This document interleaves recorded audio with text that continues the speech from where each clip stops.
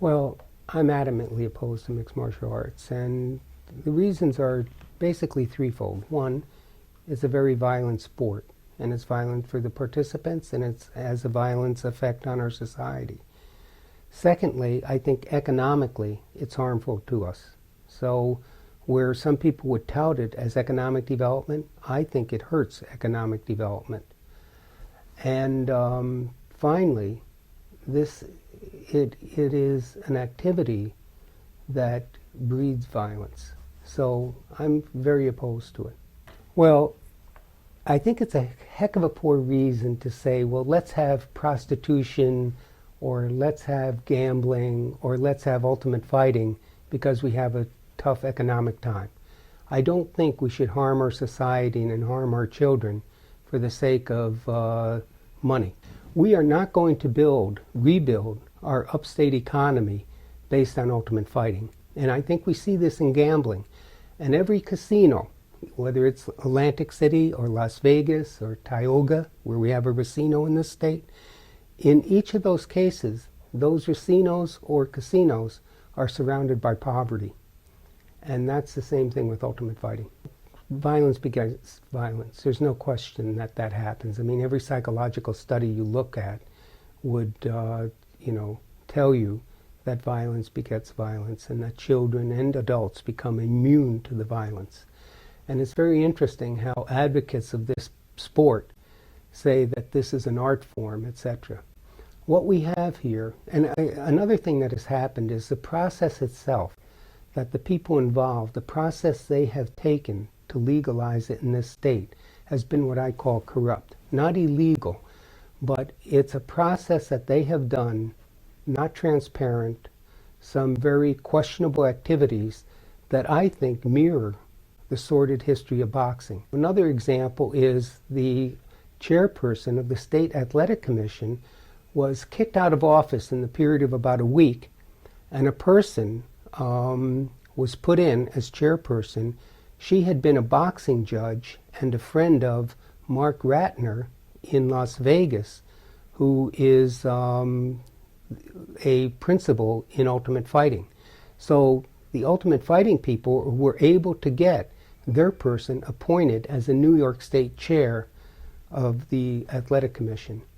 I don't think that's the type of activity we want here. Now, I do not approve of it. I do not want it in this state, but I was able to get even this bill changed so that the state would receive 10% rather than 3% of gate revenue.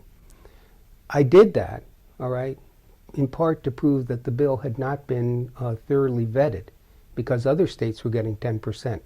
Our people that wrote our bill were going to be satisfied with 3%.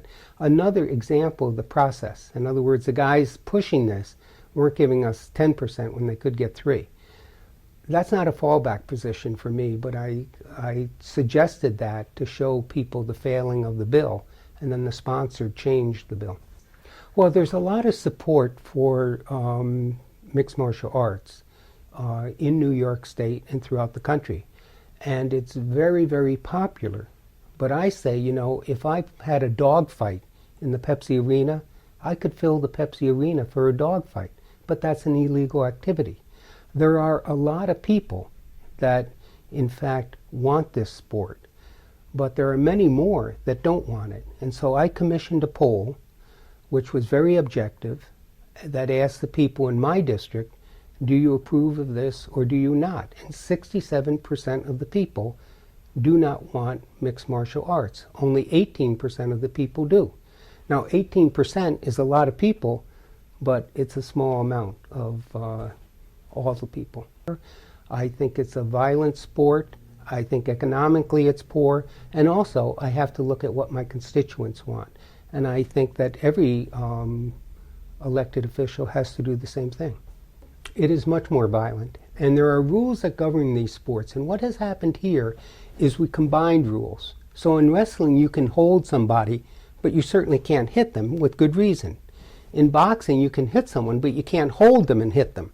And what they've done here is combine the rules so you can hold the person, sit on them, and beat them in the head. And so it's really a corruption of the rules that has happened here.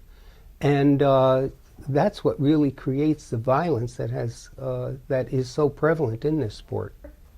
Well, society doesn't need this. And I was speaking to someone today and they compared it, which is, I don't want to sound too moralistic on this, but it does go back to the gladiators and the Colosseum.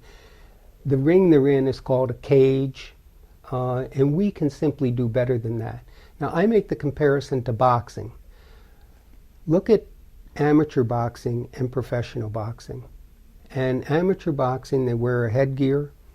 The strikes that they do, when you punch somebody, you receive points for the cleanness of your punch, not the damage. In this sport, a criteria of judging who wins is the damage you do to your opponent. So the proponents say, oh well, there's violence in football and in even baseball and people are injured in these sports. But in no other sport is the damage to an opponent a judging criteria. In no other sport is that the objective, to injure your opponent. I don't think it's worth it. It's not worth it to our society. It's certainly not worth it to our economy. Is this what we want to become? We have a state that we're making laws here all the time saying, don't bully, let's prevent domestic violence, and then this is what we're going to show our children. Although in Nevada, where they have ultimate fighting, prostitution is legalized. In New York State, prostitution is not legalized, even though many adults want to participate in that activity. Both the prostitutes and the Johns, all right? But we keep it illegal in New York State. It's very similar here, that we have all sorts of laws, whether it's a lot of people, sometimes I would like to go 80 miles an hour on the highway to get someplace. But in fact, we have a law that prevents us from doing that, all right? And the reason we have these laws is to not harm others and not harm ourselves and not harm our society.